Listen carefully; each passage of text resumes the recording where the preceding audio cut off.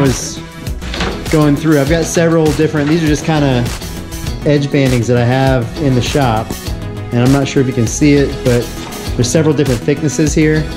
So what you want to do is you want to try and go with the thickest edge banding you can for that particular project. The thicker the edge banding, the more substantial it is, the more wood you have, the more protection against the plywood. But the higher the smaller the radius, the thinner the edge banding needs to be. So it's kind of a trade-off. And so I tried all the different ones that I could until I figured out this is the thickest, or the thickest one that I have that would work in this situation.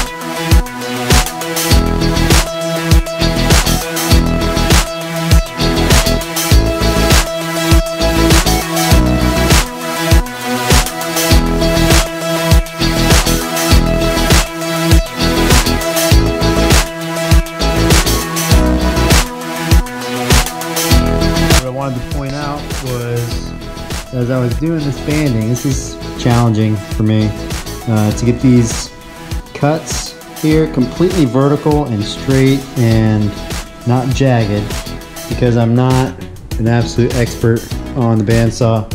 But to get those straight, if you get them a little crooked, you're going to get a gap on one side.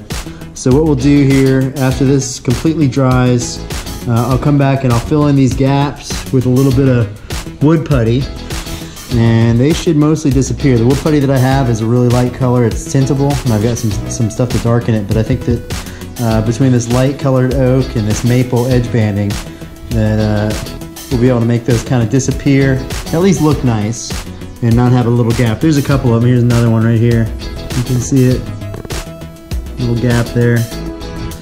So we'll go back and fill those in, and then we'll trim off the excess.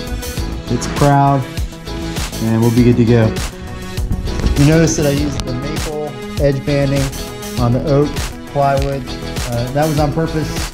The oak is just, if I were to cut the oak this thin that it could bend to this radius, it would probably splinter when I bend it.